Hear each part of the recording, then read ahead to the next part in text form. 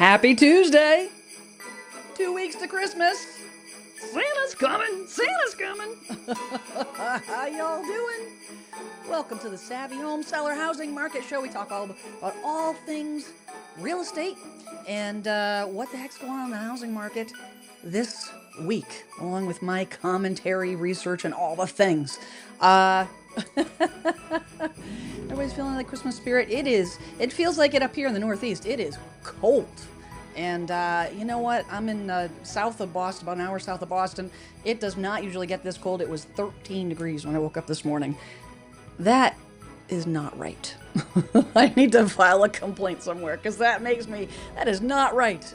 But I hope you're cozy, warm, wherever you are, if you're watching this live, settled in and all the things, because we got some stuff to talk about, and we're talking about the great housing reset of 2026, if that's even a thing.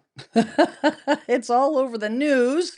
So of course I wanted to chat about it, give you my 2 cents, do some research, and kind of dive into what is going on, because there are some interesting predictions. Not outlandish, but predictions nonetheless for 2026. And I feel like predictions in 2025, it is like a wish list at Christmas time, honestly, because it's, we want this to happen, but who the heck knows what's going to show up under the tree. And then afterwards on January 1st, it's just kind of a mystery. It's kind of more like a roller coaster ride at the amusement park than Christmas. But we're gonna get this party started. We got folks jumping in the chat. Good to see you guys. So what the heck are we talking about today? We are going to first. I want you to post your wins. Get out. Let me know what is happening in your neck of the woods. If you do it, you can do it in the chat during the live. Do it in the comments. I'd love to hear some positivity. Especially in this day and age, there is just, there's just so much garbage in this world and negativity. And I want to hear what's happening in your neck of the woods that we can also, support you and celebrate. If you have a question, put QQQ. I know a few of you, it's gonna be an interesting live stream tonight. Cannot get the words out tonight, guys. A few of you have posted after the live stream and in the comments, which is, put QQQ in the comments, which is great. Please know I know they're there. I'm not ignoring them. It's such as life. Try to get to all things, and it's hard to do everything, but I will answer your questions. I got a poll, little different kind of poll. I want to know what you're heading into the holiday season. And the fact that we do talk about the economy on this live stream, and from the sense of how it impacts the housing market, I'm curious to know how you all are handling, if you made any changes this holiday season with your spending. Is it, business as usual, a little bit of tweak, major tweaks? Let me know. I'm curious to know because, again, I don't trust anything in the news these days. And so I want to hear the boots on the ground. I want to hear what you guys are doing. So what are we talking about today? We're talking about the great housing reset of 2026. Of course, I'm going to get into all the data and put all the links to the articles in the description, the show notes here. And then I also want to dig into Zillow's 2026 predictions, because we're looking at Redfin's predictions came out last week, and then 2 days later, Zillow, conveniently enough, came out with their version. We're going to do a little compare and contrast and have some conversation. And then I got a lot of data to dig into to kind of tear those apart, give you my 2 cents and all the things. So I'm going to check in the chat here and see what's popping. We got MH 08622 in the house. This is I'm spending more because the price of bourbon went up. And it's wow, 62 in Denver. Interesting. I know I talked to a referral partner today in California. They were in there, they were in the 60s. I said, don't talk to me. Oh, there we go. Terry Hopeful says, got 20 degrees in Wisconsin. Yes, yes, yes, yes, 100%. Chilly in Townsend, Mass. Yes, it is. I think it got up to like the 20s today, and that's it. Charlton says, cold in Pennsylvania, just like a witch. We got warm in Southern California. Oh, Zorinthia's got a win. Finally got an offer. Woohoo! 30,000 less than asking, and they wanted to pay us 14, pay another 14,000. Maybe I pressed the cheer button too quickly on that one. Holy cow. Wow, wow, wow. 14. So total, when they are asking for any kind of seller concessions, that's right off the price. So not only are they asking 30,000, they're asking for 44, almost 45,000 under ask. The big question is what percentage of the list price is that? Because it's all relative, right? 30,000 on $1.5 million property versus 30,000 on a $500,000 property, two different conversations. So it'd be interesting. But you know what? There's a lot of buyers fishing. There's a lot of buyers fishing. There's a lot of buyers that have on their wish list a housing crash. A lot of buyers think the housing market is already crashing and that sellers are desperate and they'll do anything to get an offer. And you know what? That's for Santa because that's not reality. Sorry, Charlie. Oh, we got Minnesota's got some heavy snow. Wow, wow, wow. And I closed on my house this Friday. Woohoo! Yay! That's good news. Congratulations.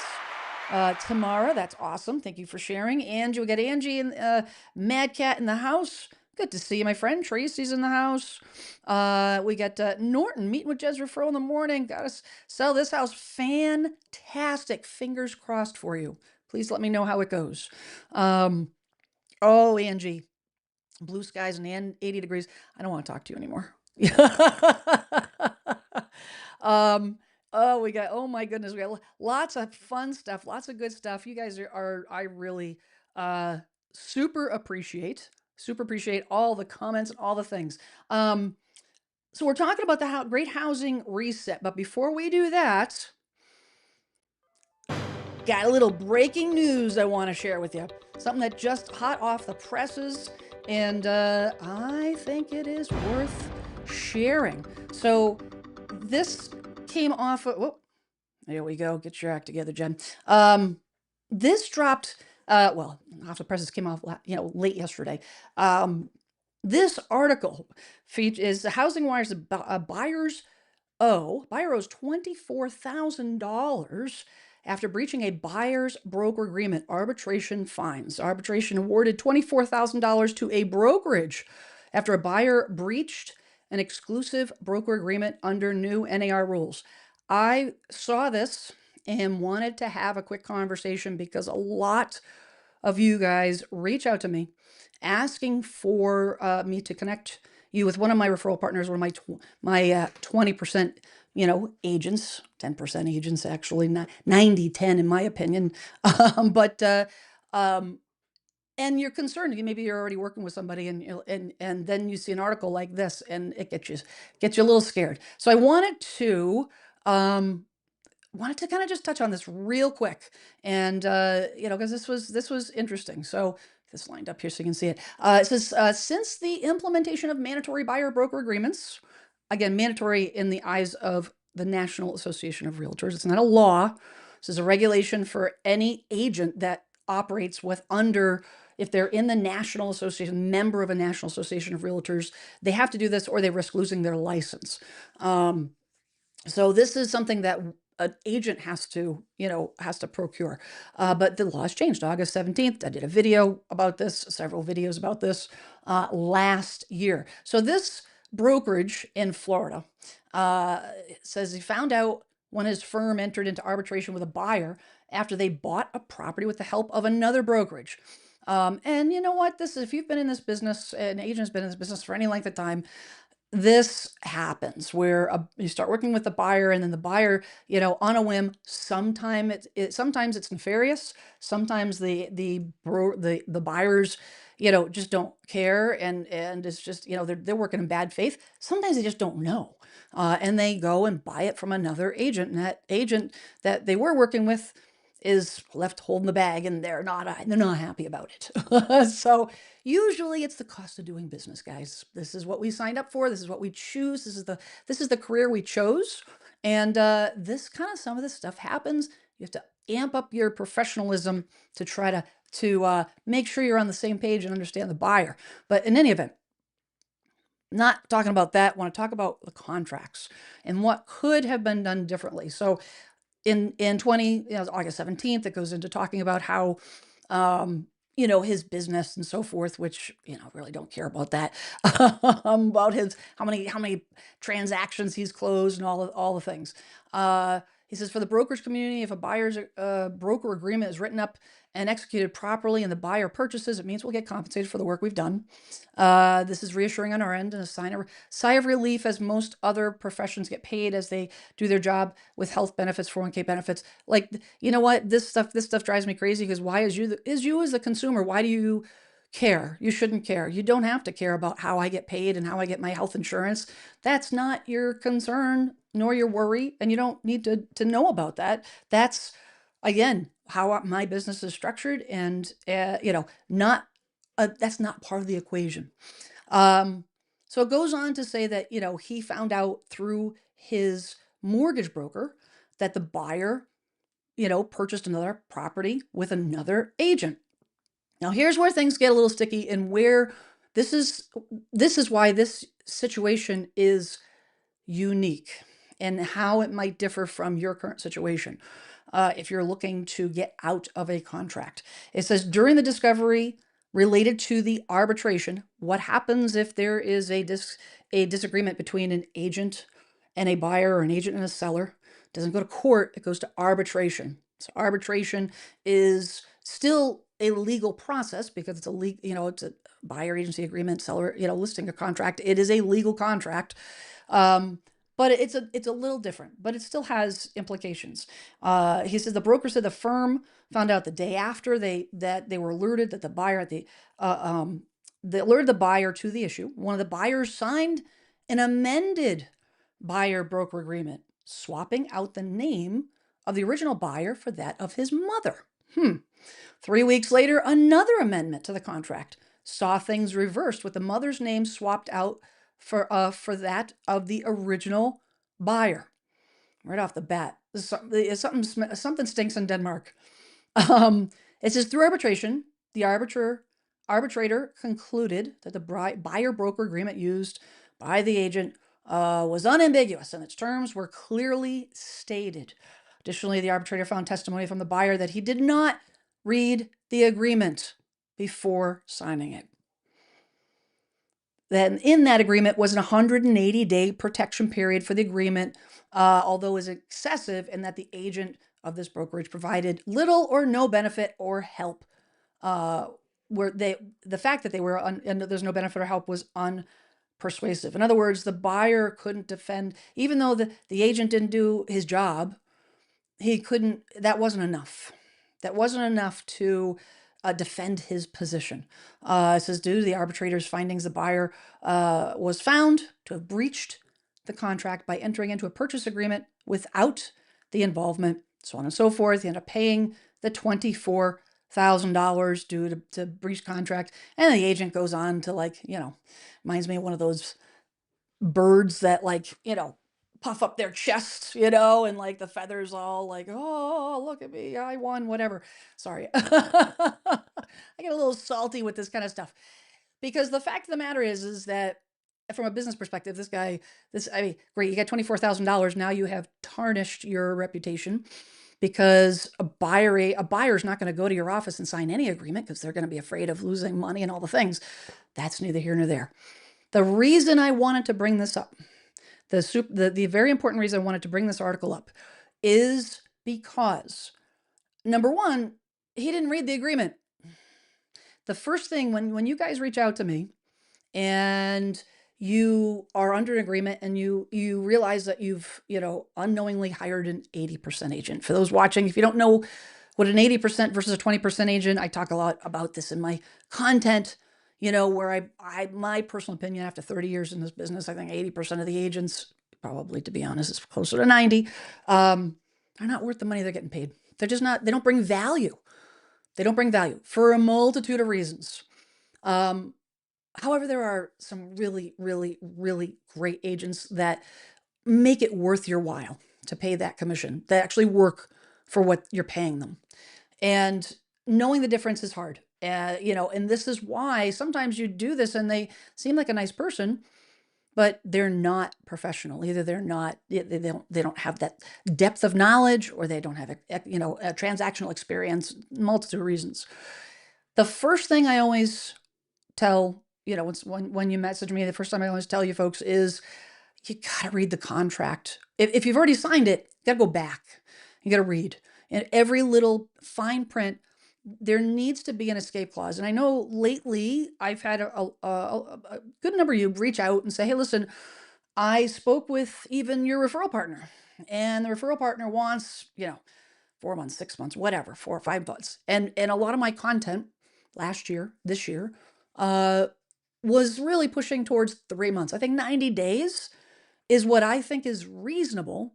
However, the market's changing and every area is different, and every brokerage has different policies. So you're going to see some of that change, because if you have a 10% agent, if you have an agent that truly, truly, truly is bringing value to the table, they want to make sure that, they're committed. They want to make sure that their client is committed as well, because they're putting time into helping you, into all the things. That being said, you must have an escape clause. What is an escape clause? It is a clause that is in the contract. All the good agents do this. If they say, listen, if we don't meet eye to eye, you can cancel this contract. If I don't deliver the value that I'm promising to you today, you can cancel this contract. That's great. Put it in writing.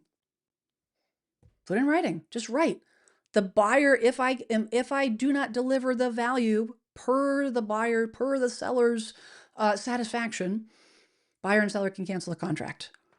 Because the reality of it is if that agent does their job, if, whether it's a buyer or seller, and they understand what the needs of the buyer or seller are, uh, they will know, they should be able to clue in whether that buyer or seller, whether you click or not. You don't click with everybody. So I tell you to interview 3 people. You're not going to click with everyone, and that's okay. It's okay. The agent needs to let you go, period. But you got to have an escape clause. I had a gentleman reach out, and he was very concerned about it, and that's exactly what I told him. I says, well, if the brokerage policy is 6 months, I still think that's a long period of time. That's my personal opinion. Um, if you have a good relationship with your agent, you can always extend it. If the agent thinks you're going to, you know, take advantage of them, then they probably shouldn't be working with you. Period. I've had plenty of situations where I've had to the buyer or the seller, like, I'm not a good fit. I think you need to go find another agent, because we didn't click. But you've got to read the fine print, because if that fine print does not have an escape clause, if that fine print says that you are tied to them for 6 months, and if you choose to back out, you still have to pay them, then you are stuck. And it is what it is. And you can try. I still say you try. Write a letter to the agent, write a letter to the broker, and say, listen, I am not happy. I am not satisfied. I want out of the contract. You can tell them that you don't want to sell your house. You can tell them that you don't want to buy whatever to get out of the contract, but you got to be careful. You got to be careful. So I bring this to your attention because I don't want you to get freaked out about it, because this was a unique situation in the sense that he didn't read the fine print, and it sounded like he was being kind of shady, on top of that. But it's a subject that is coming up a lot lately. And I think it's going to continue to come up as we get into longer and longer marketing times. All right, I'm going to check the chat, see if you guys have any quick questions before we dive into a market reset. Um, let's see here. Let's see if you guys have any questions. A lot of talk about the weather. Lots of weather talks. Happy holidays, Celeste. Good to see you. 100%. Karen B says, like, not a win. Got a similar offer, 15,000 under asking, and wanted me to pay $21,000 in buyer closing costs. Holy cow. Yikes, yikes, yikes. I think we're going to be seeing a lot more of that. And only in the sense that it doesn't mean you have to take it. Every situation's different, but you're going to have a lot of buyers pushing. That's all. The hardest part about putting your house on the market as a market's changing like this is the emotional detachment that you need to have to not get your feelings hurt. I mean, that's partly what an agent's job is to help you manage those emotions, that roller coaster. But it is challenging. It's going to be it's going to continue to be challenging. Charlton says, Jen, always enjoy your educating us question. Thank you very much. Do you pay an annual state licensing fee? Yes, I do. For real estate license, or just once? No, it's every 2 years, renew my license, and then I've got to do and along with that, I've got to do continuing ed courses every 2 years. But I'll be honest, it's just, doing some courses online. It's not as hard as it should. It should be harder, to be honest. But there are a lot of costs to be in this industry, which is, I don't know. You know what? Somebody's got to make money. And the NAR has got to make, the National Association of Realtors got to make their money somehow. That's what it amounts to. Okay, the Great Housing Reset. So Redfin came out with this article last week and had their predictions. And I think I may have wanted to touch on this, but I wanted to kind of let it simmer a little bit to see what other, articles popped up. And sure enough, it was the topic for the last 7 days. More, everyone's picking up on it and, giving their take on it. So Redfin says the Great Housing Reset will take shape in 2026. It won't be a quick price correction, and it won't be a recession. Instead, the Great Housing Reset will be a years-long period of gradual increases in home sales, normalization of prices as affordability gradually improves. It will start next year with incomes rising faster than home prices for a prolonged period of time, for the first time since the Great Recession era. I've got some data I'm going to show you about, for each of these sections here. It says it won't be enough to making home buying affordable in the short run. It's going to be super, super, super gradual.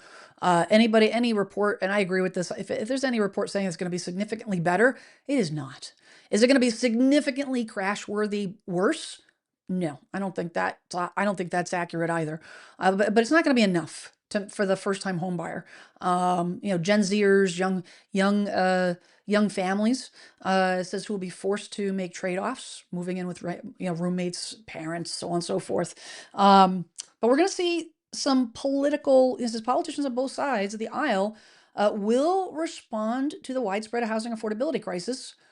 We hope they work together on this stuff, introducing policies to lower costs, etc. YIMBY. Yes, in my backyard is what that stands for. I'm going to go get into that in a second. So prediction 1, mortgage rates will dip to low 6% range, one factor improving affordability. Now, the Fed is meeting today, tomorrow. They're expecting an announcement from the Fed tomorrow. As far as mortgage rates are concerned, I'm not expecting it to significantly impact the rates. As a matter of fact, the rates went up the last couple days. Again, the rates, because they are, let's see if we can get to, here we go. So rates, oh, you know what? Why isn't that queued up? Sorry about that, guys. Let me see if we can get this, whoop. There we go. So, rates follow the 10-year treasury, and, and they follow investor activity. So if they anticipate the rates going down, typically they will go down before the announcement's even made, because there's an indirect correlation with the Fed rate, but not a direct correlation. And we kind of saw that. We saw that here, it was 6.32 November 24th, and then December 1st, 6.31, dipped down, but now it's sitting at, as of today, 6.35. So it's been kind of hovering, bouncing around. The lowest it's been is in October 28th, 6.13. So not a whole lot of movement in that regard. And I don't think that we're going to see a whole lot of, impact from the rate, the Fed rate tomorrow. If anything, it's going to impact things like, credit card rates and, personal loans and things of that nature, car loans and whatnot. This is the 30-year, their prediction. The 30-year fixed rate will average about 6.3 for the entire year. So that's where they're at now, 6.35. Basically no movement. This is, the down from the average in 2025 was 6.6, believe it or not. So bouncing around here, there's going to be a recurring theme. And we'll revisit this next year this time to see if I'm on point, but the reoccurring theme is gradual. That's going to be the key word for next year.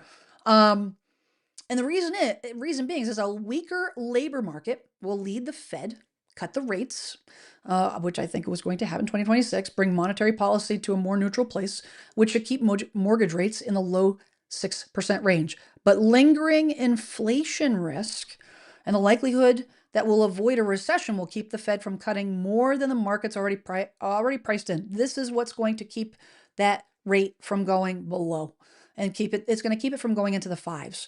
Because if the Fed gets too crazy with the hatchet, now you're running the risk of creating a more of an inflationary market, because lower rates, now what's going to happen with the market? All those buyers that are sitting on the sidelines with their failure to launch because of affordability, you drop that rate a full percentage point, there's going to be a flood of buyers that say, you know what, that's all I needed.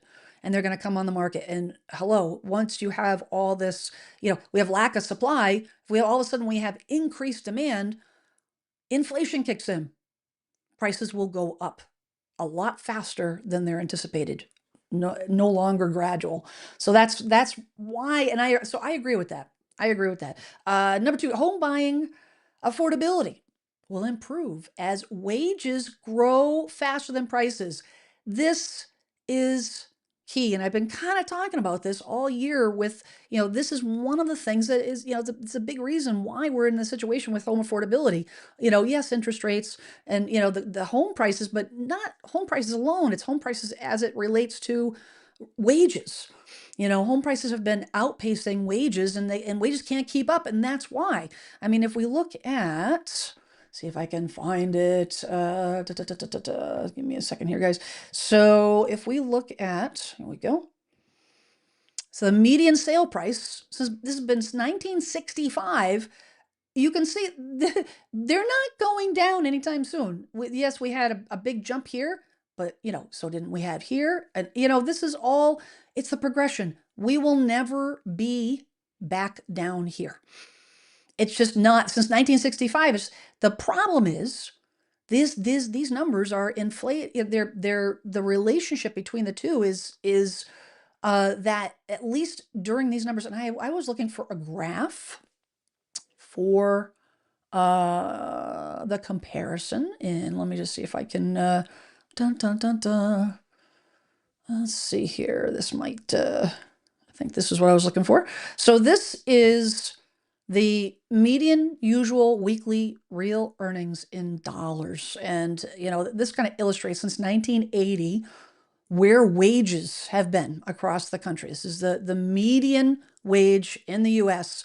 And you can see the progression. And there's adjustments. Of course, there's adjustments. These are all some sort of financial crisis. This is going to be the great financial crisis right here. And then, of course, we've got the pandemic, which looks so minuscule. We know it wasn't minuscule. But we can see where it dropped because of we had a big surge during the pandemic because of all the free money the government was giving away. And as a result, people were spending. But then that money stopped and we had a drop in wages. This is the forecast. The United States and this is why this is relevant. The United States wages and salary growth trading economics. So this is, just over since November last year, for the last 12 months, and we can kind of see that wages have been off kilter, just like we can see the little downturns here, that wages have not been keeping up. Wages will not significantly improve.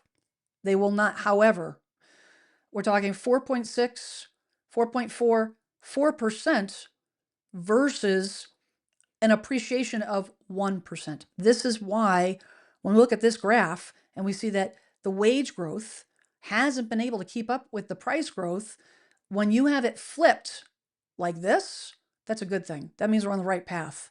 That price growth is below the wage growth. That means it gives the average home buyer a chance to catch up.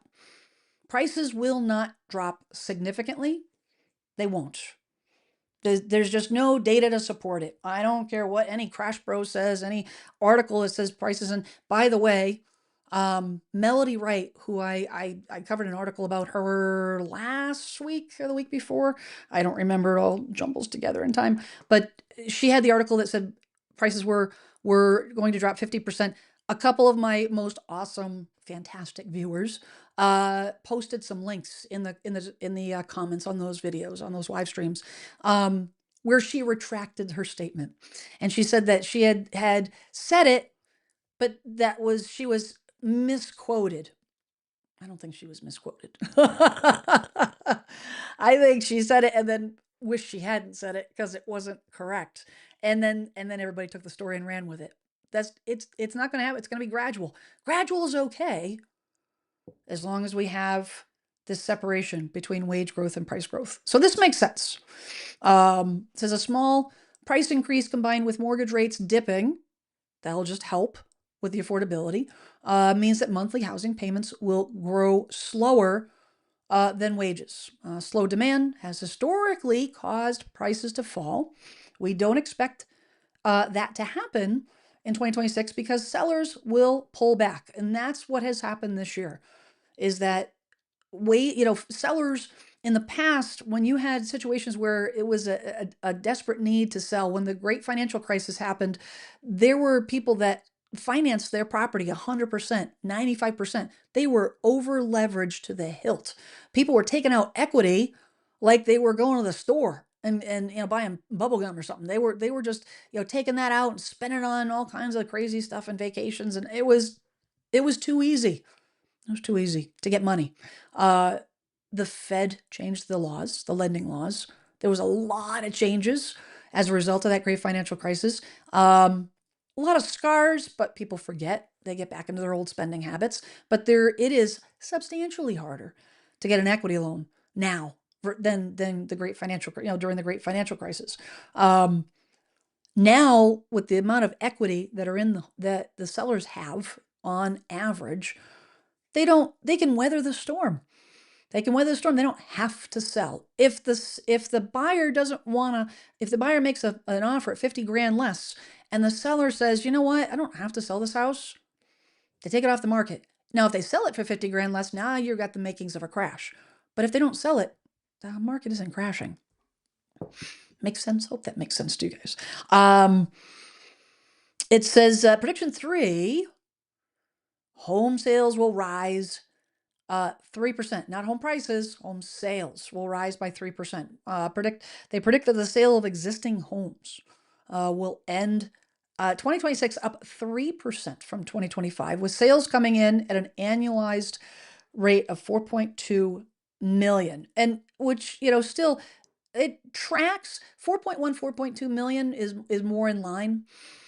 This graph I'm not a big fan of. And matter of fact,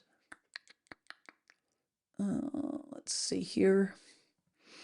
This is existing home sales since July of 04. This gives you a better view because this is, I don't count these time periods during COVID because those were artificially inflated numbers. That's not normal. According to this graph, we're not down.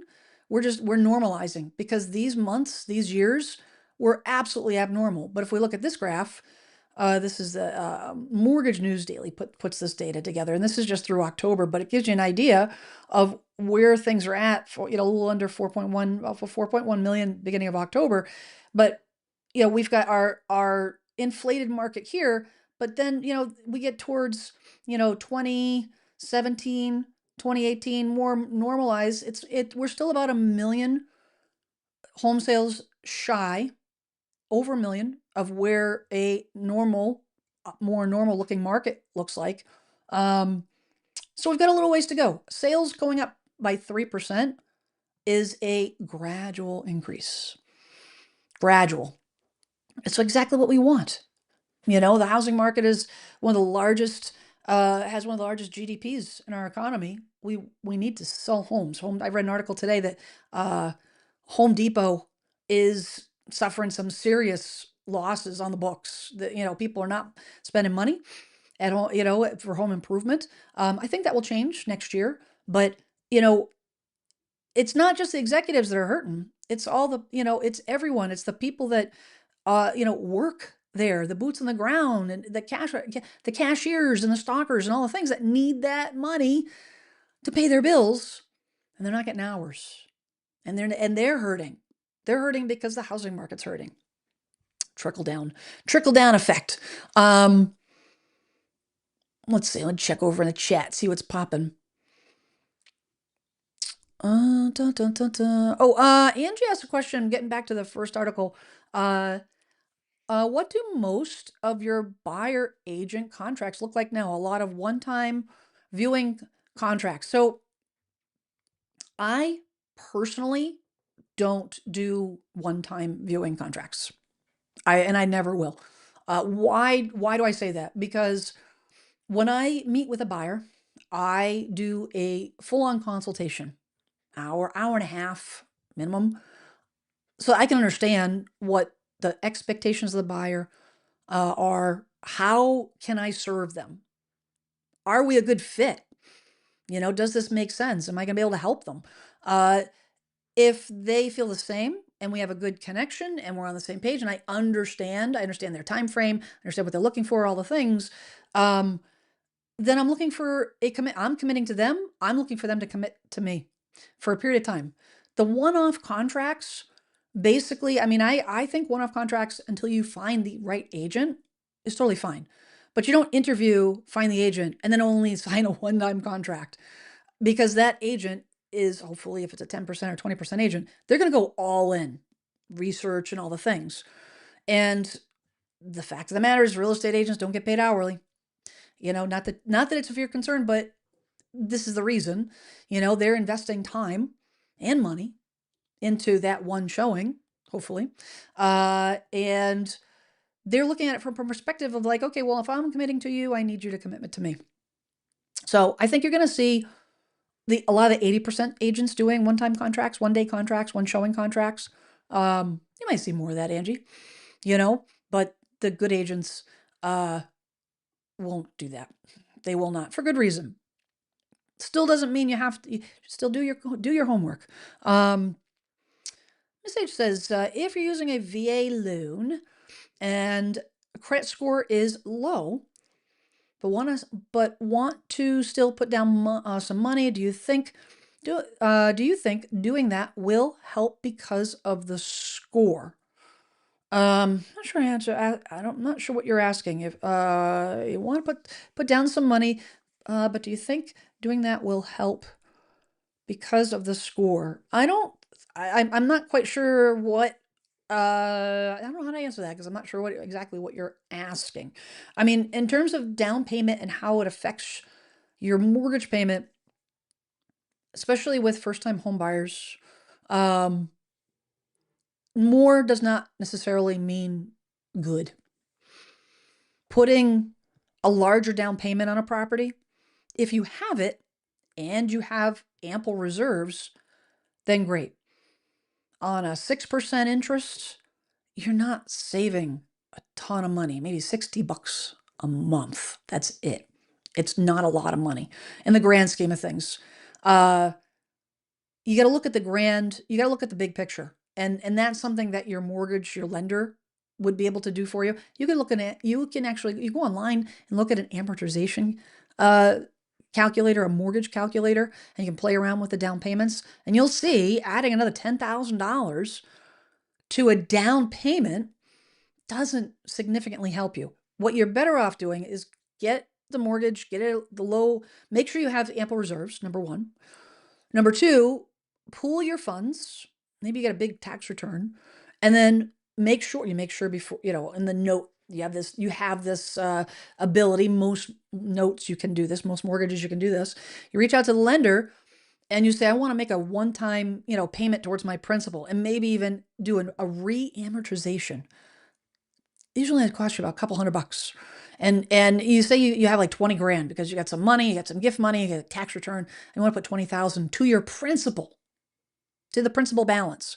And then they can re-amortize the loan on the same rate, doesn't change the terms of the note, all the things, but all they do is basically rework the payments to reflect that lower loan balance. You can certainly do that. But higher down payments, VA loan products are fantastic loan products. Always have been. Always have been. You just got to make sure that the house is in good condition. It doesn't need repairs. Let's see here. Okay, just checking out. Holy cow. Parrot 22 heads says in 1965, my parents bought their first house, 3 bedrooms for $9 grand. I was 7 years old. I want to know what the price of a car was in 1965. It's fun to think about the prices of housing, but also they were probably making peanuts compared to what the average income is right now. All right, make sure you guys, if you have questions, make sure you put QQQ. So I can make sure not to miss it. Sarah says this is inaccurate. What is inaccurate? High income areas homes are still going over ask. So I'm not sure what you were referring to as inaccurate, but real estate is local.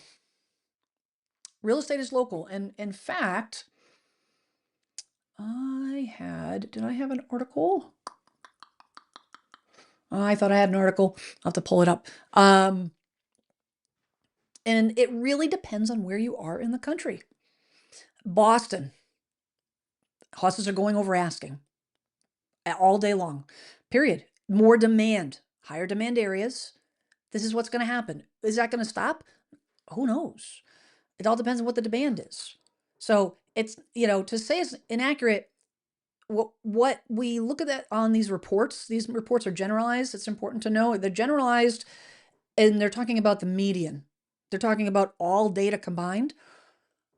They're not talking about your specific area, because there are definitely pockets. Miami is not doing the same as Boston, Massachusetts. And they never will. Two totally different areas. Texas, or certain parts of Texas, Arizona, depends on where you are, on how your area is faring. And the result will be different as well. So I don't want to generalize, but we are looking at big picture stuff.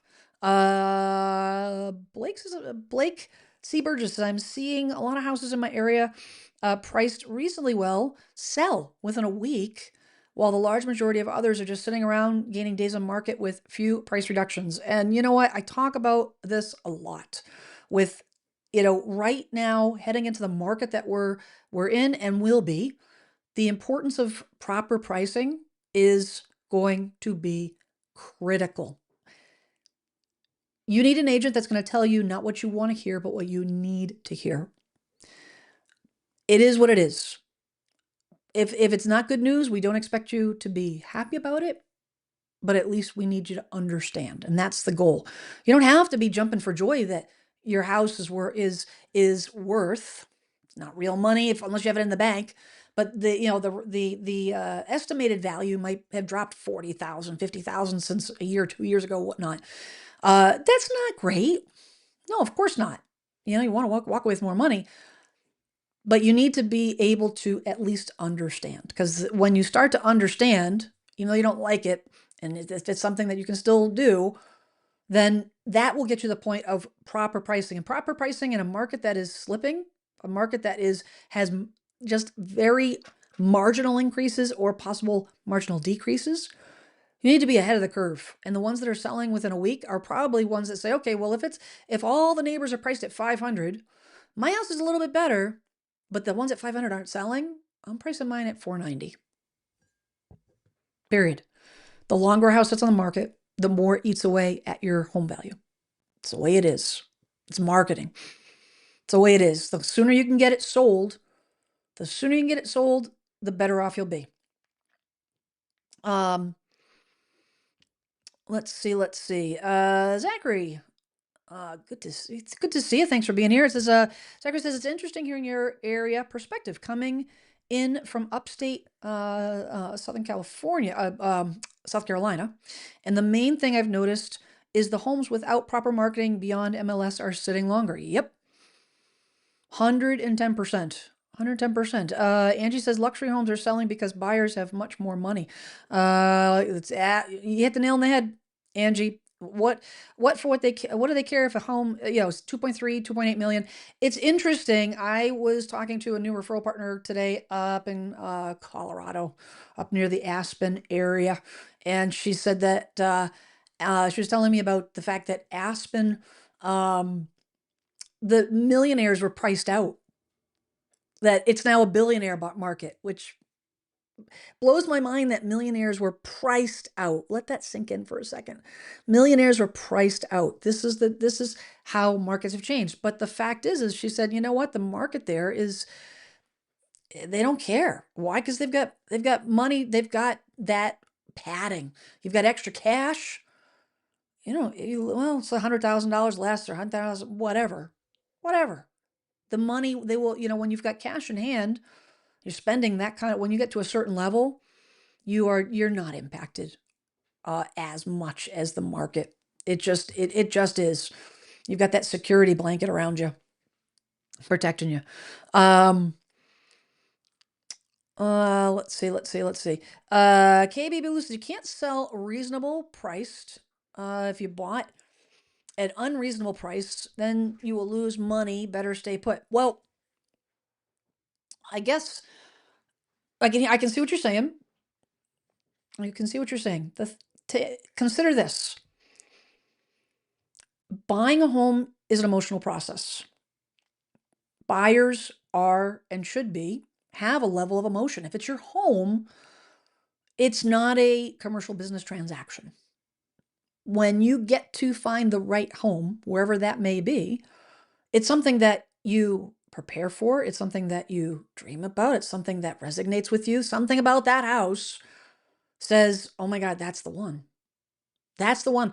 I am, yes, and a lot of this is not, I'm not talking about the FOMO, the fear of missing out buyers, the craziness of the pandemic. There was a lot of that, but that was only accounted for a percentage of the buyers during the pandemic.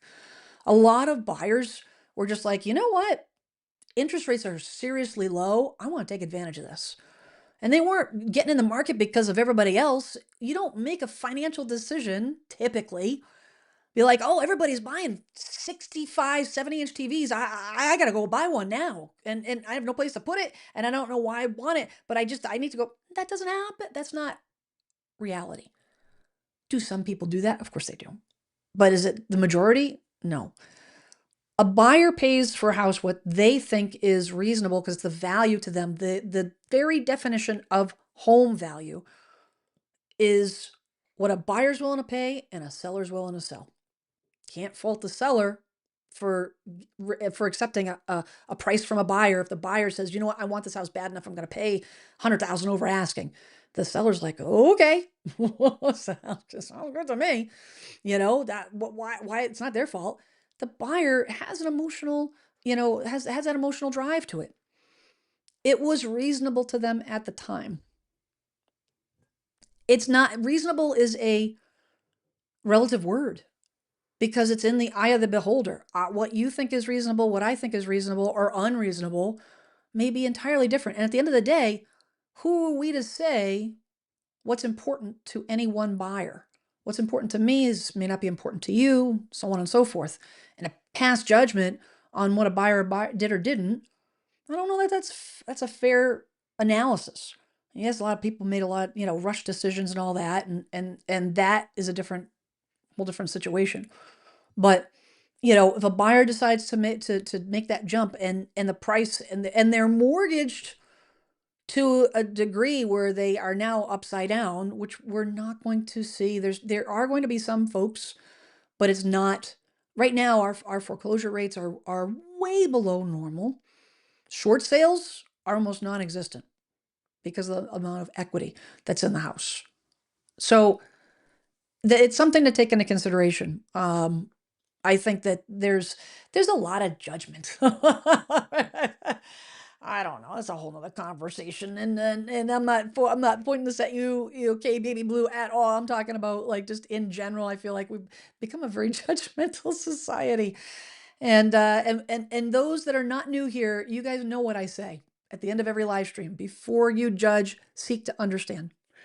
Before you judge, seek to understand. How do we know why a buyer bought a house or sold a house a certain price if we don't even know anything about them? We have no idea. We have no idea why they did what they did. So is it right to pass judgment on that person for doing what they did when we don't know the reason behind it? I don't think so. I don't think so, but that's what I'm trying to impart. Mm. Prediction 4 talks about rents. And I don't talk too much about rents on this channel. Not necessarily my area of focus, but it does talk about, in terms of rents, will rise as demand for apartments rise and supply falls. I think that because the Gen Zers, the first time home buyers, are going to be will continue to be squeezed out. I think a few will be let in. It's like being let into that, exclusive nightclub down the street. Like, a couple of you come in, but the rest of them, you gotta go home. You gotta go home. There's not yet, not yet. Those people rent. They're gonna rent, and the more people that rent, the higher demand for apartments there are. And it says demand for apartments will rise as supply falls in 2026, leading to rising rents in many metro areas. Nationwide, we expect rents to rise about 2 to 3% year to year by the end of 2026, roughly the pace of inflation. We will watch that and see what happens. Prediction 5, and I talked a little bit about this last week. High housing costs will reshape households with more roommates, fewer babies. Now, in terms of, I think that what's going to happen is that a lot of the wish lists, the strategies, the goals, the wish list for home buyers, it's going to change. And I've been saying this to be honest, all year, in terms of adjusting expectations. If you really want to move and you can't get the 3-bedroom, 2-bath house that you want in the area that you want to buy in, then you either look in another area or you adjust the type of house that you're looking to buy. That's the name of the game. That is the name of the game. Or you'll be sitting on the sidelines, probably for a long time. It says the improvement in affordability won't be enough to immediately boost homeownership for young families. And they're talking the Gen Z and millennials homeownership. The rates have flatlined last year. We expect that trend to continue. Household makeup will shift, further away from the nuclear family. This is something that we've been seeing, fewer baby. Hey, kids are expensive. I only got 2, and man, one graduated college, still, she moved out, still helping her with her college loans. The other one's in college. It's expensive.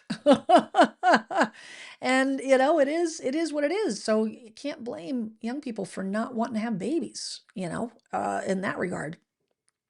This is, we also expect high home buying costs to make families smaller. Fertility rate has been gradually declining years, and it's expected to continue falling.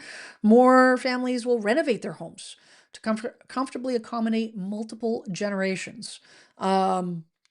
That's going to be interesting. To be in my area anyways, I drive up and down my street and there's a lot of renovations happening to houses. People just kind of saying, okay, well, this is what we're happy with. We're going to make our home and make adjustments to reflect our needs and lifestyle that we have today.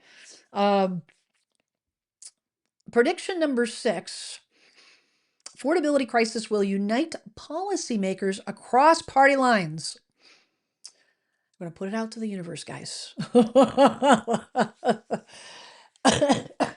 Excuse me. Across party lines, we can only hope. It says voters in the November election, especially the young ones, made it clear lower housing costs is their top priority. Not only are sale prices and mortgage rates high, total cost of home ownership is rising due to skyrocketing insurance premiums and the likelihood that utility costs will surge due to large scale AI driven data centers. It is not just because of AI data centers. Let me tell you, the cost of electricity in Massachusetts has gone through the roof. It's ridiculous. And it's not because of AI data centers. It says President Trump may declare a national housing emergency. I'm talking about that for months, to help more Americans afford homes. And other politicians on both sides of the aisle will introduce more policies. And they hinted at this. Trump hinted at this, at the election, and earlier this year. He's, to help the affordability crisis. Now, one of the things they talked about was YIMBY, and I had to look this up. I've heard of NIMBY, NIBY, not in my backyard, but YIMBY is yes in my backyard. So I brought. So I want to know exactly what this means. So good old Wikipedia. YIMBY is an acronym, yes, in my backyard, pro housing social movement that focuses on encouraging new housing, opposing density limits, such as single family zoning, and supporting public transportation. It stands in opposition of NIMBY, not my backyard, referring to residents who generally oppose most forms of urban development in order to maintain the status quo, typically low density suburban housing. It says as a popular organized movement in the U.S., the YIMBY movement began in San Francisco Bay in the 2010s. Who knew? Amid a housing affordability crisis, and has subsequently become a potent political force. The YIMBY proposition supports increasing the supply of housing within cities where housing costs have escalated to unaffordable levels. So we're gonna see this where, and we're gonna see this in the news, I'm sure, because you've got to have a balance, and it's going to be interesting to see how that balance works out, because you've got, folks that like, I bought this house. And as a side note, if you're out house hunting, it is crucial if your property backs up to undeveloped land, you need to know. I do this for every home buyer that I work with. You need to know who owns the land and what is it zoned for. If there's a potential, if it's conservation, wetlands, you're probably fine. But if it's not, you need to be aware that this may happen to you, that they may end up being a development, behind your, a small postage stamp lot, and now you've got houses behind you. You might be on the side of NIMBY, because the YIMBY sounds good. Yes, in my backyard. Yes, it sounds good to create more housing, but this is where we're going to see a lot of opposition. They also talked about zoning changes to make it easier to build ADUs, accessory dwelling units, and home additions. And it says they expect more states to tackle the housing crisis plaguing their rural residents. Some will mirror New York's focus on building manufactured and modular homes in rural parts of the state. I very much think modular homes, manufactured homes, we're not talking mobile homes. We're talking about, instead of having an on site stick built home, traditional home, where they pour the foundation and build the house as is, all the house, everything with the house building is done on site. A manufactured modular home is built in a factory. They can do it cheaper. It's It's climate controlled, and they're built to withstand 60 mile an hour plus uh, traffic road, traveling down the highway in the back of a flatbed truck. They're built to withstand that. So you're not going to have one I-beam, you're going to have two for each. If you have, say two side, you have two sections for a ranch, a double wide ranch or something of that nature. Not double wide mobile home. Again, this is something that is they pour foundation, they bring it in. It's less expensive. It is, you can do it far faster. And I think that might be something that could help that tremendously. So we're gonna have to see what happens with that. I would like to see that happen. Prediction 7: more Americans will refi and remodel. Now this is interesting about the refi.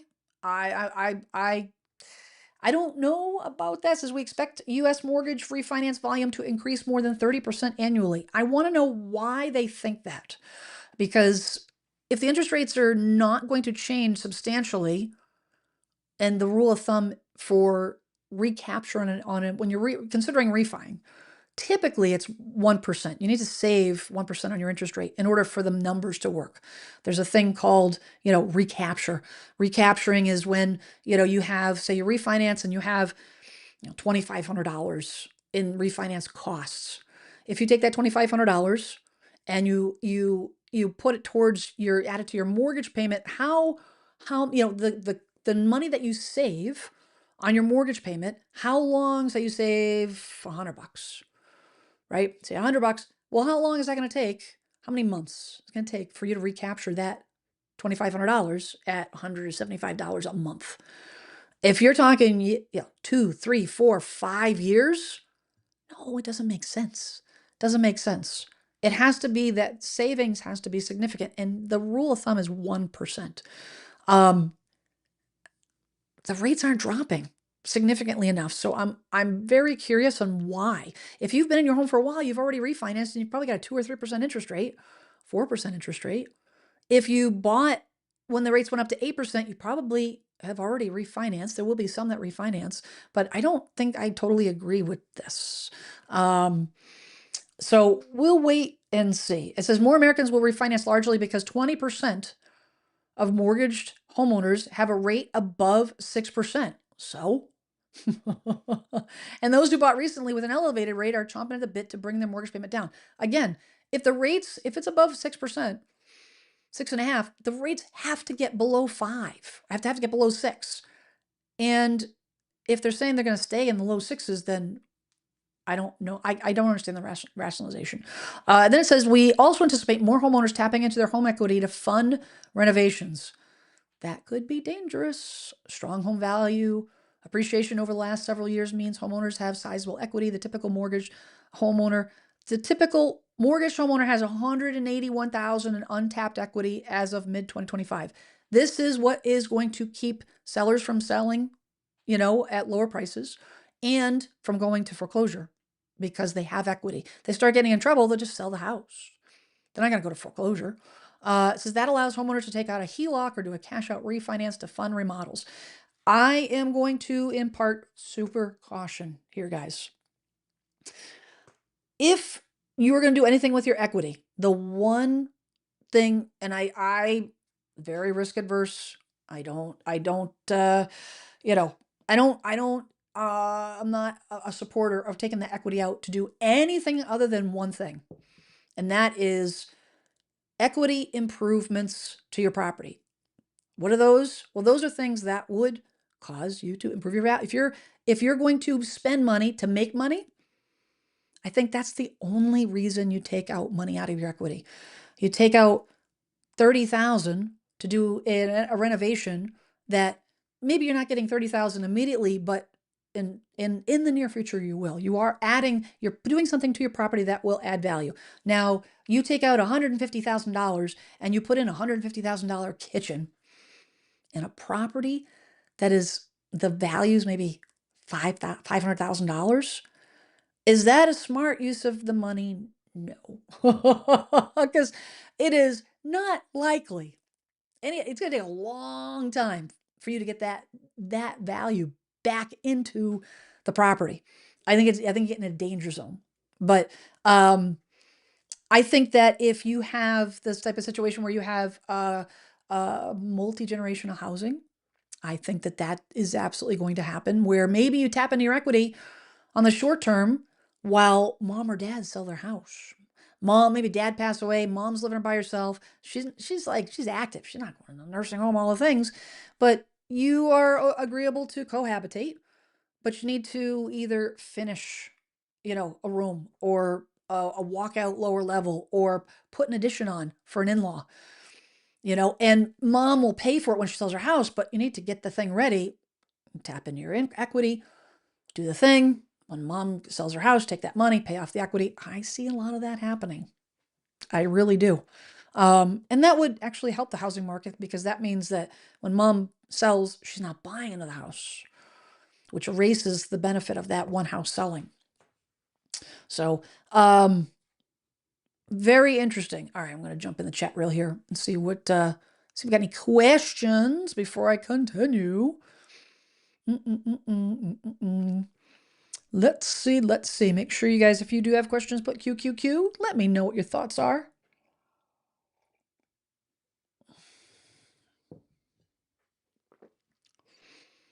Let's see. Dun, dun, dun, dun, dun, dun, dun, dun, dun. Goofy Girl says Redfin says the market in our area is a balanced market, which seems to mean an equal number of buyers and sellers. Is there any approach we should be taking to prepare our home for sale? I think the thing that you need to focus on always, and to be honest, it is not any different than any other situation in the market, which is why being aware of the market is crucial, but we don't time and we don't make decisions based on the market, but it really does come down to price and presentation. You price it to reflect the presentation, and the presentation, you want to look at that with a critical eye, with an honest eye, and say, what, if anything, can I do that's not going to cost me negative equity? In other words, don't do things that you can't get the money back on. That will help it sell faster.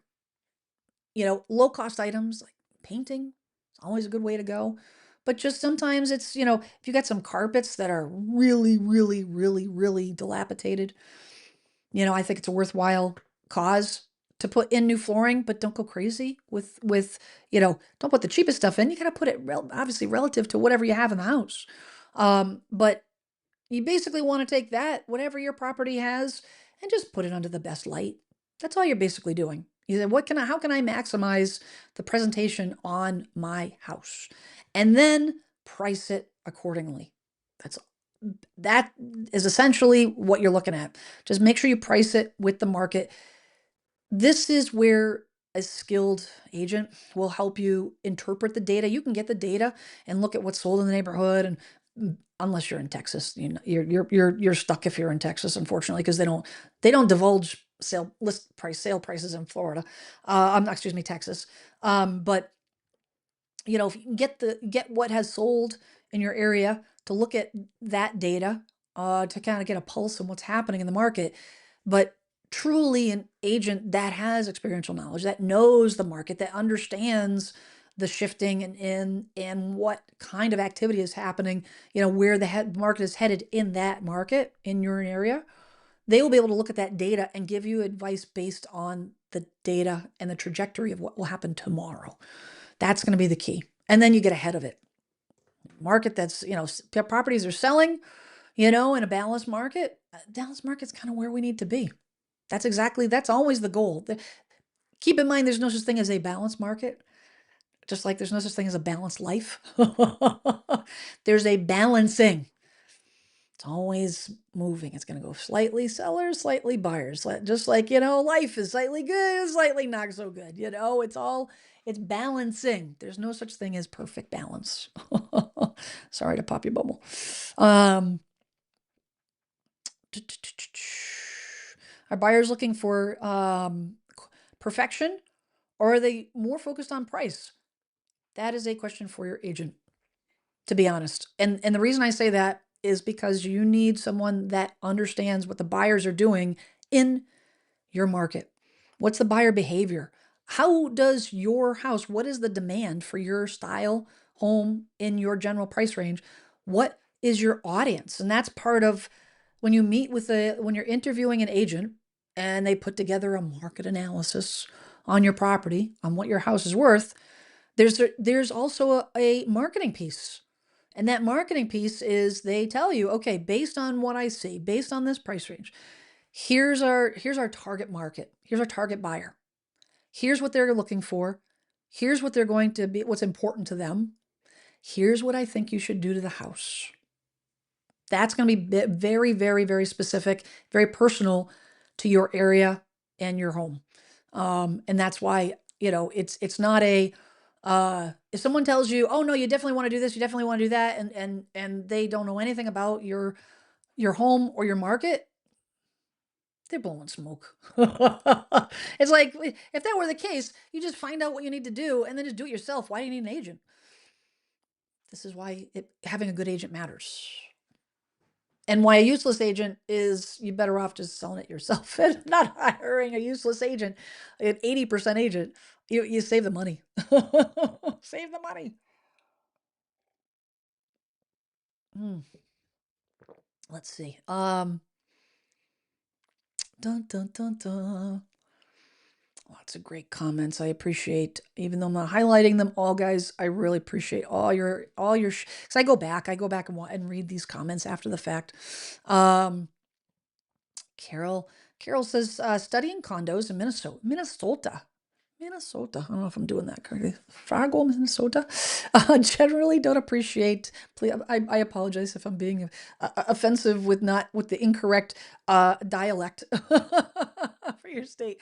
Um, but anyways, generally, let's see, studying condos generally don't appreciate a lot, but some paid a high price and want to make another 20,000. I mean, I am expecting no significant appreciation if I buy, so anything will be a gift. Yeah, you know what? There's going to be a lot of out to lunch. There always is. There always is. There are always a lot of out to lunch home sellers that think they can control what their property is worth. We don't. We don't, because guess what? We need a buyer to give us money. That's what the value is worth. That's what the property is worth, is whatever the buyer is willing to pay. Goofy Girl says a prediction 5 is already happening as far as young adults living with their parents for more extended periods. Yep. I would agree with that 110%. Ninth Ward says, I'm selling my house and moving from Georgia to Louisiana. Houses are cheaper, cost of living more affordable, have to make sacrifices to improve your life. Actually, that is a great segue into my next segment here. Let's see here. Dun, dun, dun, dun, dun, dun, dun, dun, dun, dun. All right.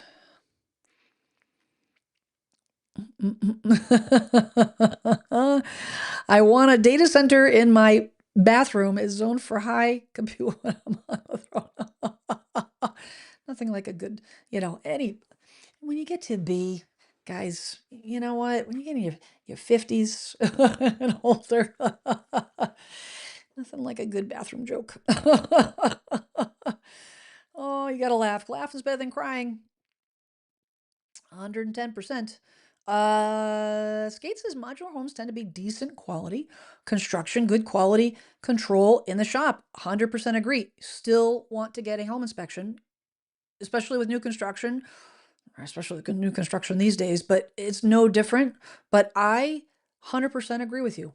Because they're built almost like an assembly line. You take what happens is you're taking the human element out of the equation.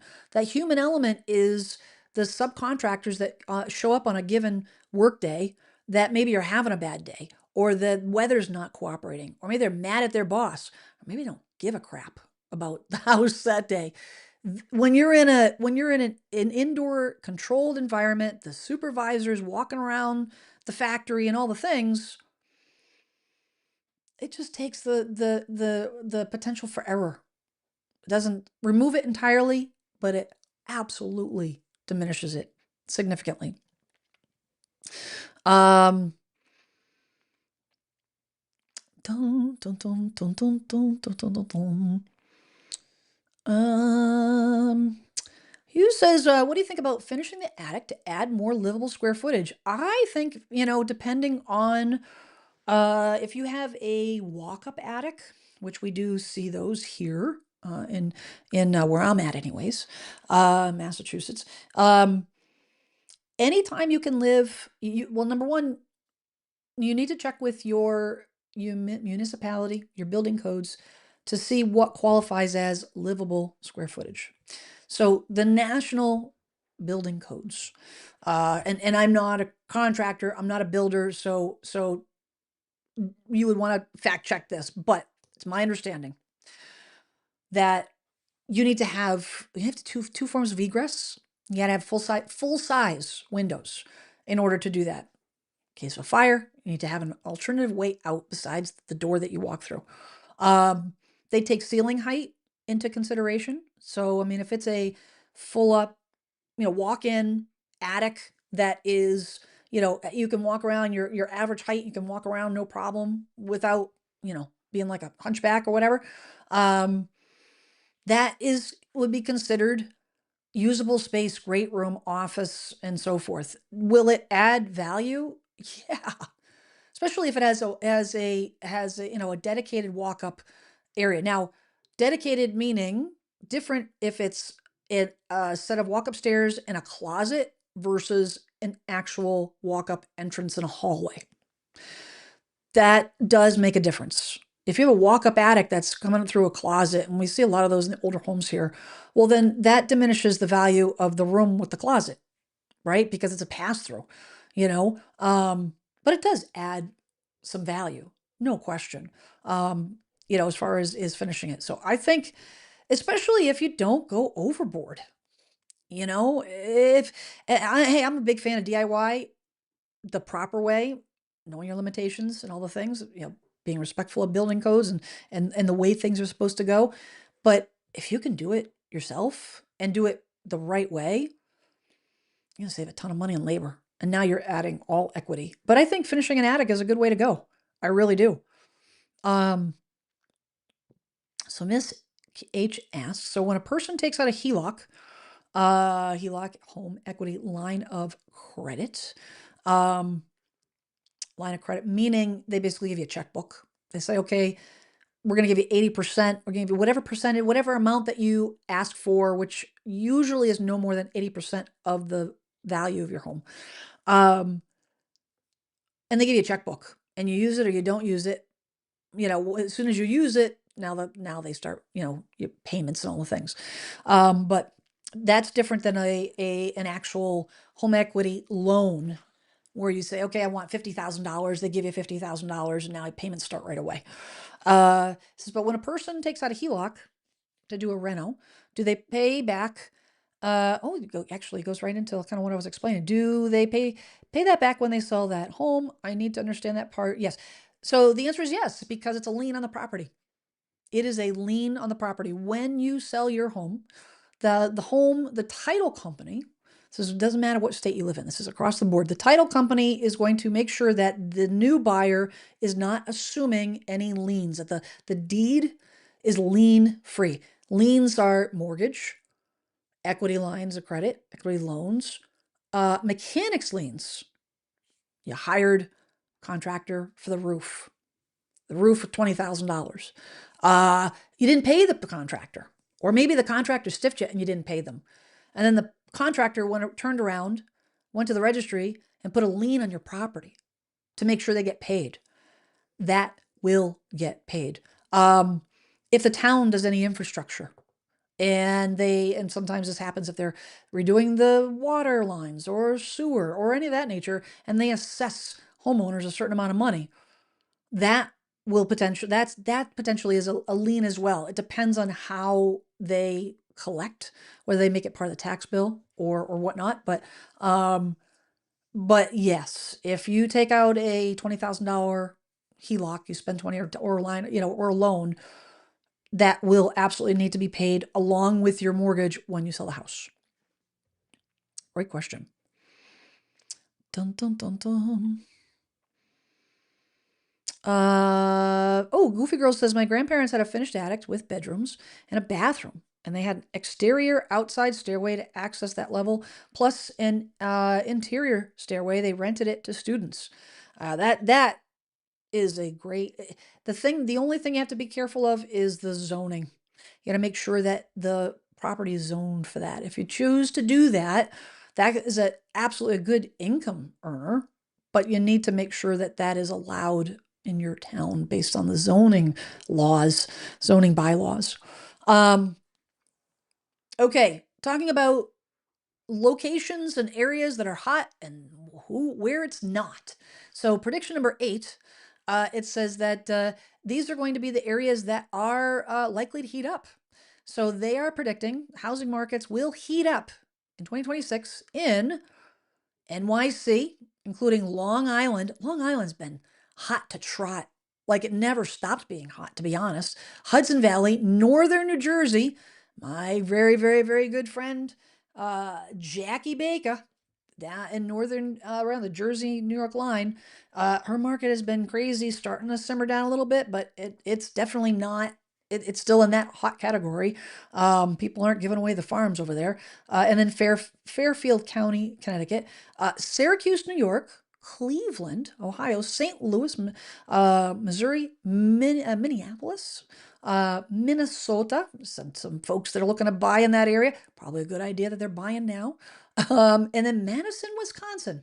Um, Very interesting. And why? It says the Midwest and Great Lakes regions have wide appeal because they're fairly affordable and provide relatively safe havens for climate-related events like wildfires and floods. We're going to see a lot more of that in next year. Small and mid-sized cities are luring recent graduates with affordable rents and opportunities to build stable careers in blue-collar fields as AI replaces some entry-level white-collar jobs.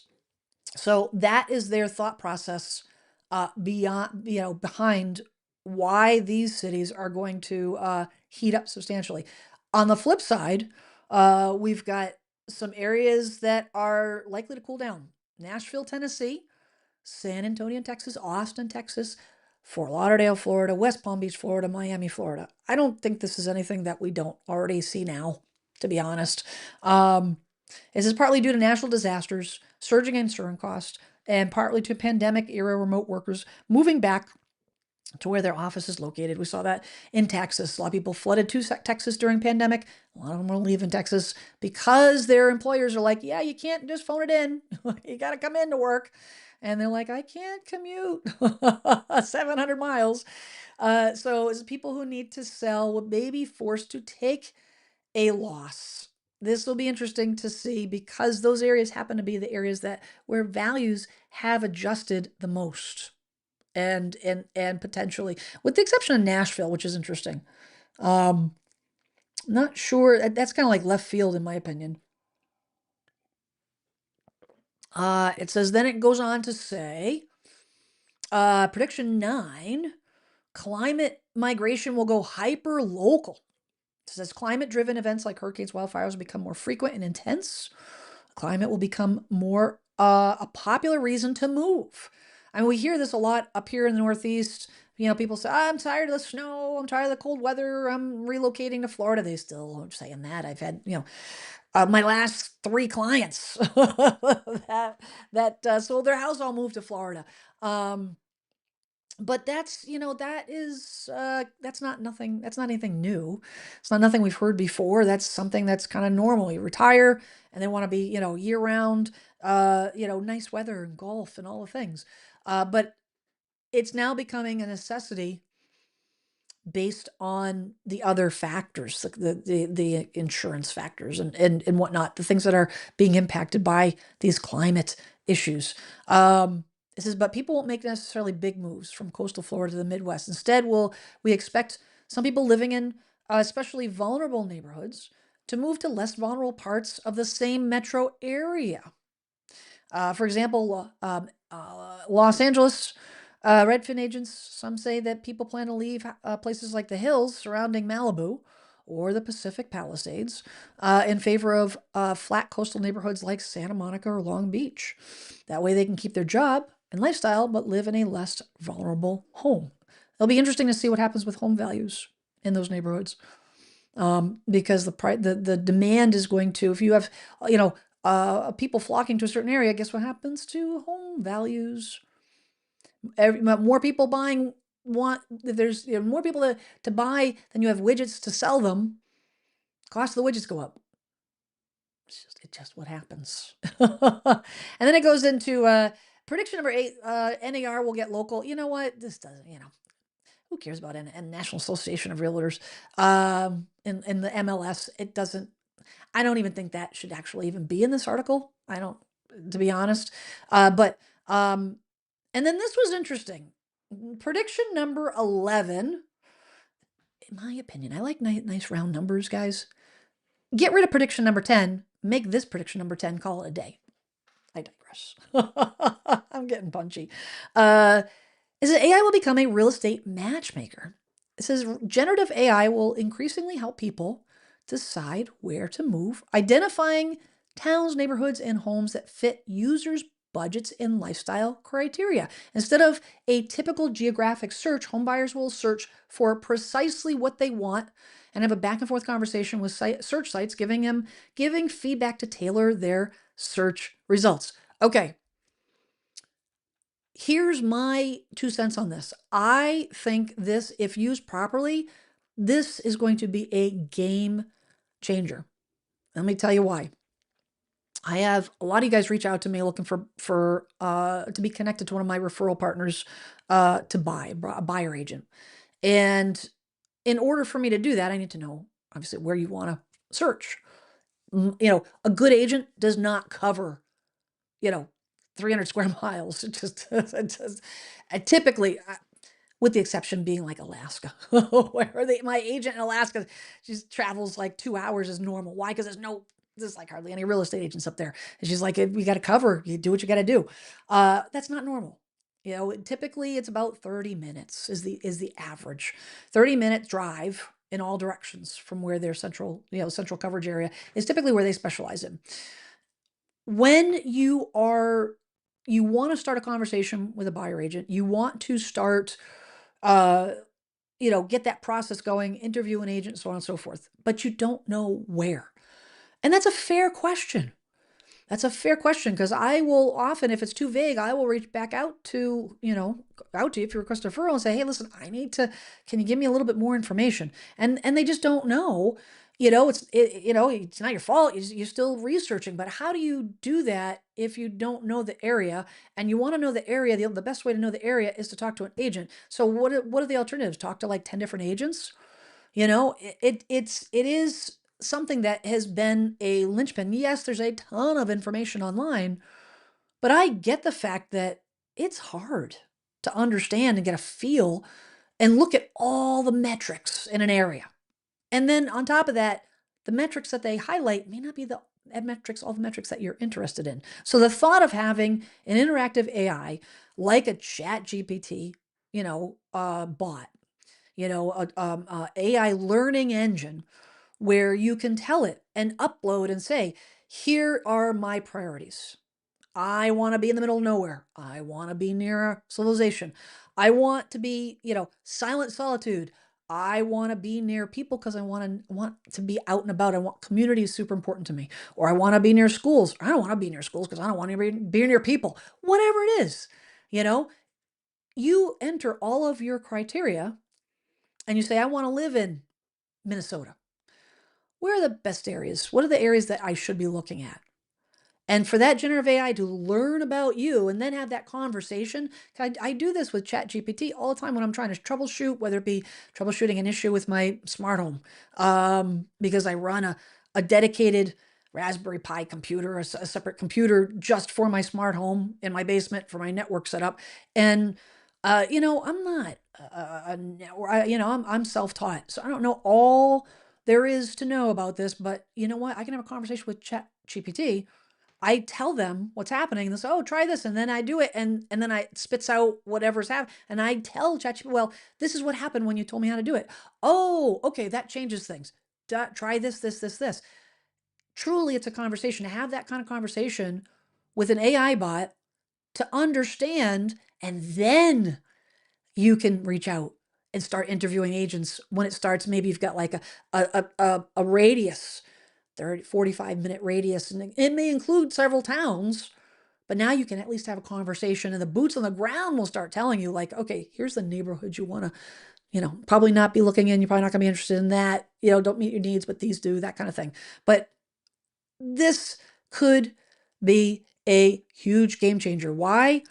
Because as my channel is all about, teaching folks, teaching you guys how to advocate for yourself, this is a great way, having generative AI, okay, to, you know, help you advocate for yourself as opposed to relying on an agent. And you know what? The agent is like a computer in a way, in the sense that they can only help you based on what information you tell them. They can't read your mind.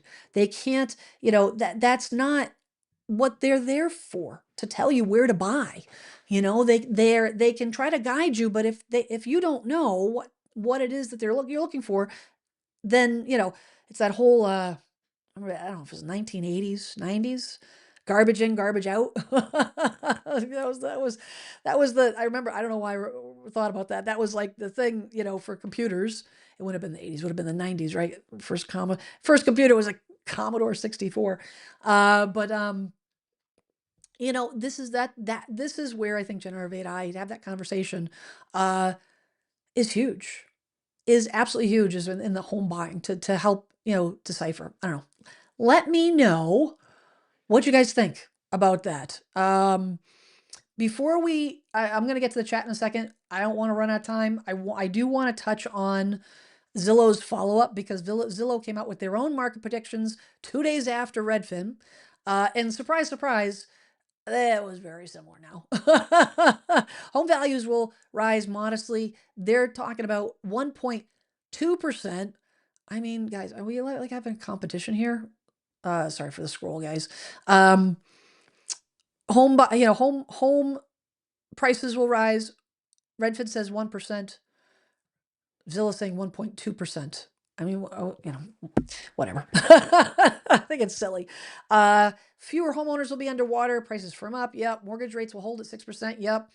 Existing home sales will climb slightly. They're talking about a little bit more homes that will sell. New construction will see its weakest link. I mean, the weakest year. This is all stuff that is not shocking. This is like, we can see this train coming down the tracks for miles, that new construction's been struggling. This is interesting. Apartment renters will see relief, but yet single family rents are projected to climb 2.3%. Guys, am I the only one that is like, apartment renters will see relief, but because rents are going to climb 2.3%?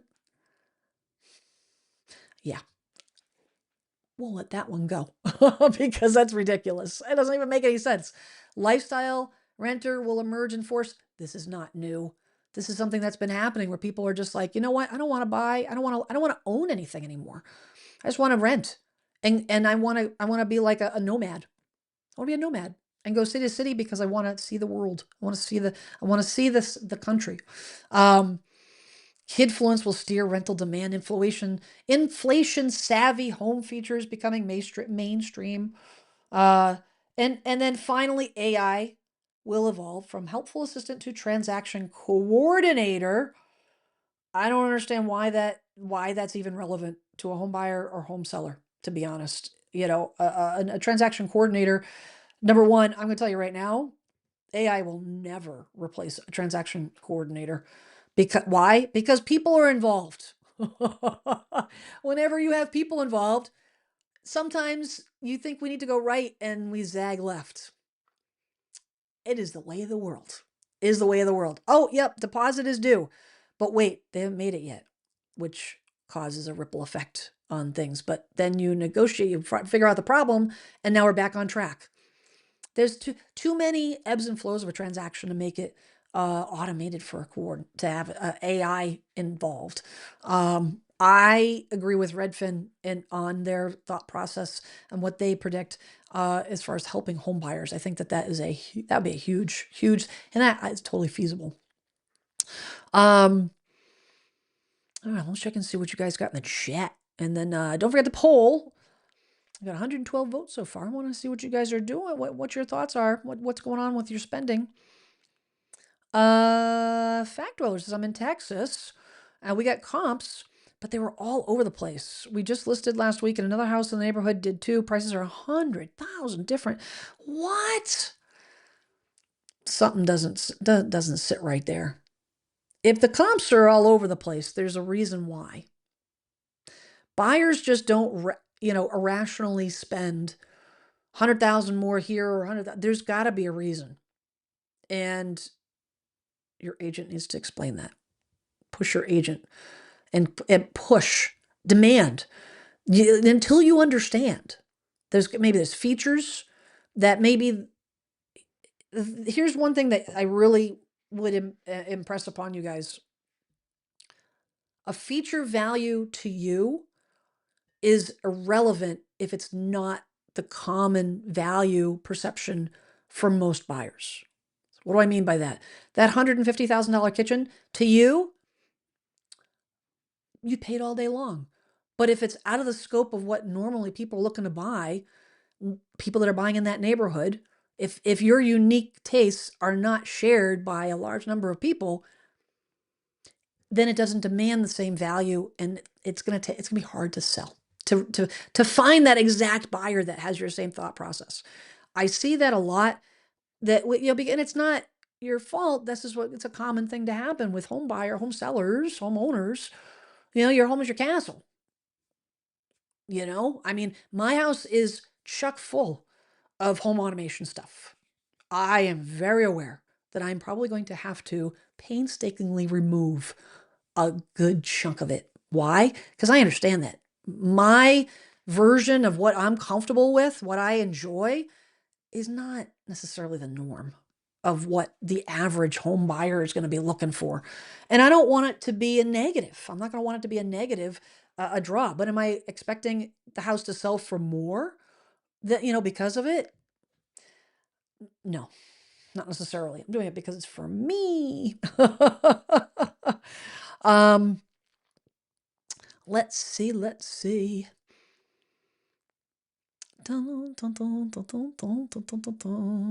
Baltimore and Hartford counties here in Maryland are pretty hot. Oh, you know what? You love Florida. A lot of people do. There's a lot of people buying in Florida. Not everybody's leaving. A lot of people buying in Florida. Let's see. Oh. Thank you. Goofy's gonna say AI social engineering makes me nervous. It's probably already happening. Yeah, I think we're at a stage in our societal development, that it's a train that has left the station. We cannot stop it. All we can do is manage it. That's it. And if you want it out of your life, you can go get a cabin in the woods in New Hampshire, off grid. You can totally do that. Totally do that. But other than that, my kids, I have I won't say her name because I don't want to trigger anybody's device, but the Alexa. I think they're great. That with Apple HomeKit, I'm in Homebridge, I'm good. But you know, I've got one in my bathroom. I can listen to music while I'm taking a shower. If I'm running out of, shampoo, I can say, "Hey, Alexa, add shampoo to my grocery list."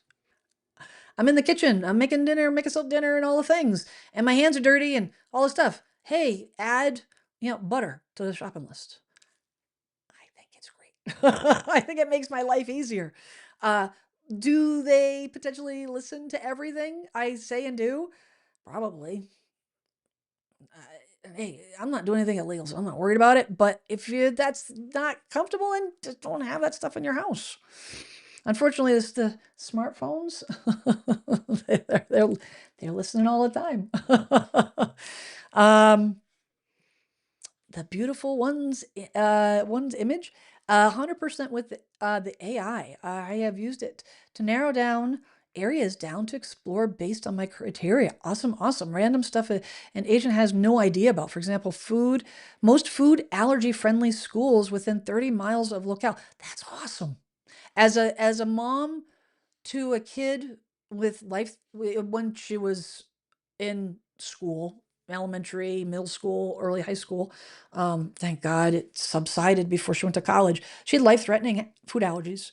Uh, that's huge. I totally think that that's fantastic. I wonder what kind of what are you using for AI? Are you using like a chat GPT or what are you using on that? Um, let's see. Let's see. Let's see.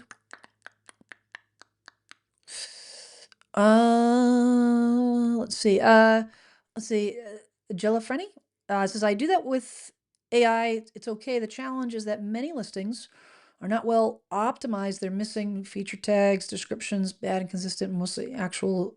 I actually see the images. I think the big thing with AI is identifying areas, uh, not so much actual listings. Because the thing about AI right now is it's not necessarily 100% up to date. It's feeding all these data centers. They're feeding as much information to it as possible, which, not gonna lie, a little bit scary, my opinion. But sometimes I'll go on to ChatGPT, ask it a question, and it's like the art of things just changed, and it's the information correct as of a year ago or even earlier this year, but it's not current. So I think it's going to be generalized like home buying. I think that's the biggest thing it's going to be helpful with. For sure, for sure. Jellyfree says, my in-laws had that happened recently. People moving had to sell in under 30 days. So they priced it at a loss and undercut the neighborhood. It sucked my in-laws, but circumstances are real. Yes. And this is the thing is that's why you react not to the market, but your circumstances. You know what? And it's all very independent. We don't know the reason why everybody sells, everybody buys. It's very personal.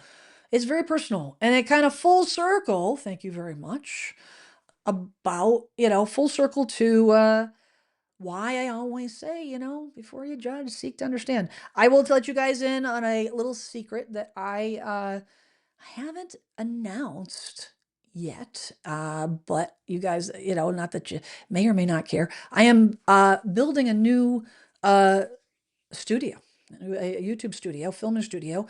Hope to have it ready January 1st. And I'm looking for, I'm designing my backdrop and whatnot. It's actually been quite fun buying a lot of stuff, taking advantage of all Black Friday's sales and all the things. But I'm actually looking for a sign that says that exact thing. Seek before you judge, seek to understand, because I just think it applies to everything. Let's see. Goofy Girl says, do you think that buyers have been sitting out playing a waiting game, and that there is pent up demand? 110% yes. Yes.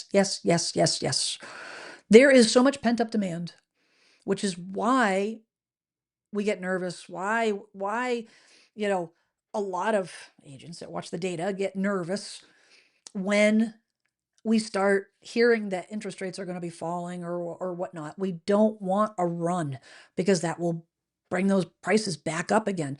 There are a lot of people. Once you don't decide to buy a house and then totally do a 180 and say, no, some people do and say, you know what, I'm just going to rent. Most people say, no, I'm putting a pin in it. Press pause. I'm going to revisit it. I'm going to wait. I'm going to wait until I can afford it not because some people do it because of the market. I think that's a mistake. I think you do it based on your own personal financial situation. Always, always, always. When you ask me when's the right time to buy, right time to sell, the answer is always going to be, when is it the right time for you? Houses sell 12 months out of the year. When is it the right time for you? And if it's a financial reason why you shouldn't buy, the heck with the market. If the numbers just don't add up, the numbers just don't make sense, then you press pause, you put a pin in it, and you wait until either the prices come down or you make a little bit more money, or maybe you get a raise or you get a gift, a relative dies, gifts you some money, whatever. There is huge pent up demand. The millennial generation is the millennial buyers is the number of buyers. It's bigger than the baby boomers and Gen X combined. Let that sink in for a sec. The number of home buyer age millennials, and now we've got the Gen Zs right behind them, bigger than the baby boomers is huge. Gen X, my generation, the lost generation. Okay, our generation, Gen X and baby boomers combined. What does that tell you? There's a reason why the home buying age has been creeping up from the 20s to 30s, now pushing 40. It's because these kids can't buy a house, but they want to. They want to. And the minute they can, lights out. The poll. So the poll, how does the challenging economy affect your holiday shopping this year? I'm just curious. So let's see, going by percentages, 17% said that it affects it significantly, spending a lot less. 20% said not buying gifts at all this year. Interesting. Um, to be honest, I'm switching to just because my kids and all my family, everybody's got stuff. Do we need more stuff? No, I like to gift experiences. I like to gift experiences, and that's, I think, a good way to go. You don't need more crud in your house. 30% said that some have been spending a little less, and 32%, majority, 30, not by much, but 32% no impact, spending the same as last year. I think it's you know what? I think it's um the economy. It's Christmas and the holidays is an interesting thing because you talk about you know the spending habits of people, and the economy is hard, and everybody's groceries and so on and so forth. Um Black Friday was still busy. People still Probably people spending money they probably shouldn't be spending. But a lot of people are doing okay. It might be we might cut back just a scotch. Maybe not. Maybe you know what you set yourself up so you don't have to cut back. You don't hear about that in the news necessarily, but spending is up. Let's just hope that it's not all going on credit cards, because that can be scary. Scott Solman says sellers need an incentive to sell out of the less than 5% mortgage. Yes, I think that there's a tipping point, Scott, and I don't know where that is. I do think the interest rates need to be in the fives, but it also depends on a lot of things. Depends on equity. It depends on the pressure points. There'll be sellers that will sell based on necessity, regardless of the interest rates. They want to be near their kids, or they can't afford the insurance anymore, or they can't afford the HOA, or they just need to get out of their area. That will be a tipping point regardless of what their interest rates are, for sure. Yes, thank you. It took my oldest moving out. Didn't push her. I did not. And I made it very clear. I'm like, honey, if you ever need to come home, the door's always open. But commandeered your room. Standing desk is mobile. I can roll it out of the way, but yeah, I'm having fun, and I just building the studio that I've always wanted, which I'm super super super excited about. Yeah, Goofy Girls on on the same page. Gift experiences. You know what? I think that's where it's at. Oh, I love this.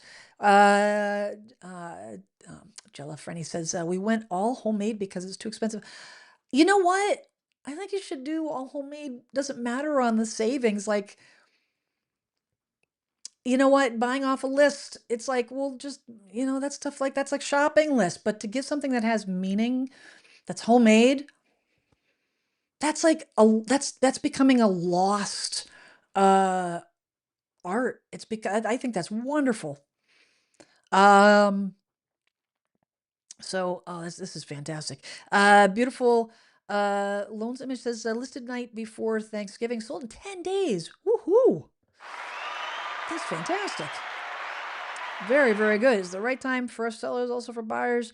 Poppy Alameda says we gift people multi-course homemade meals. I love that.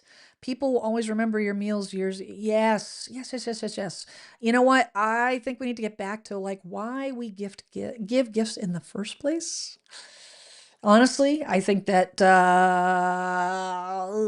it just yeah, I think we need to get back to like the whole reason behind Christmas. Yes, yes, yes.